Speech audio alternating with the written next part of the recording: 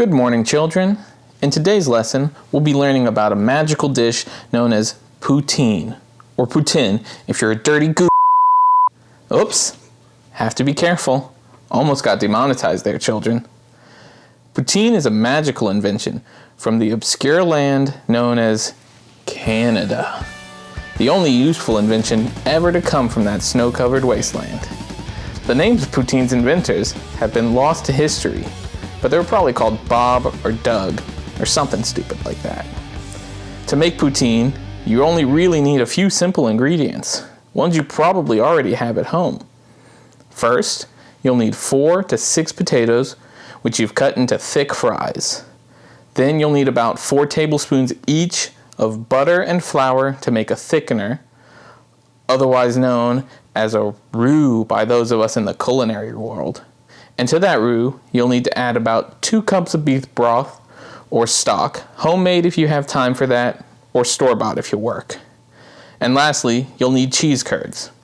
If you can't find curds, any good melting cheese like mozzarella will do.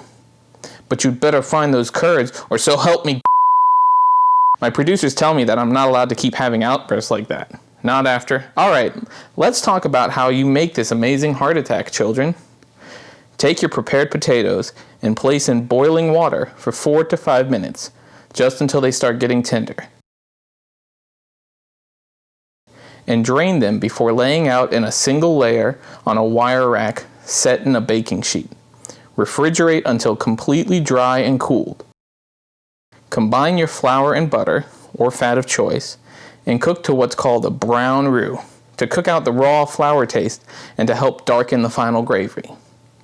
Now, things are going to start going hot, heavy, and fast, so prepare yourself.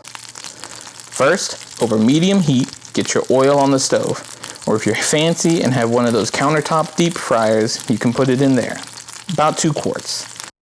While waiting for that, get your beef broth over medium heat and add in your cooled roux and start whisking. Whisk like your life depends on it. If you stop whisking for even 1 second, your gravy will be ruined and your parents will never love you. Now, stop whisking because your oil has reached 250 and you have to begin the first fry for your French fries. Fry them just until they float at the top of the oil, about 3 to 4 minutes, and immediately move to a paper towel lined sheet pan. Continue with remaining potatoes until finished. Why'd you stop whisking? Keep going. Turn the stove to medium-high and continue whisking your gravy while you wait. Never stop whisking.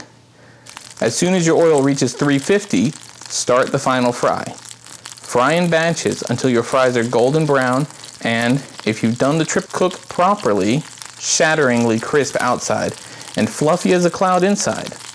Now, during all of this, you should have pulled your cheese curd out and allowed it to come to room temperature to ensure that it melts properly. While your fries and gravy are still piping hot, place your fries down, sprinkle on as much or as little cheese as you like, and smother it all in gravy. And because you've triple cooked your fries, they'll remain crispy until, roughly, the heat death of the universe.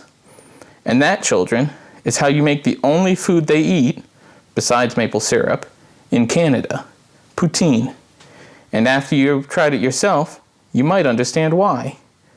Your homework for today is to go home and make this for your parents so that they'll finally love you. Now, if you like this video and want to see more, please hit that subscribe button, ring the bell, and keep an eye out. We make new ones every week.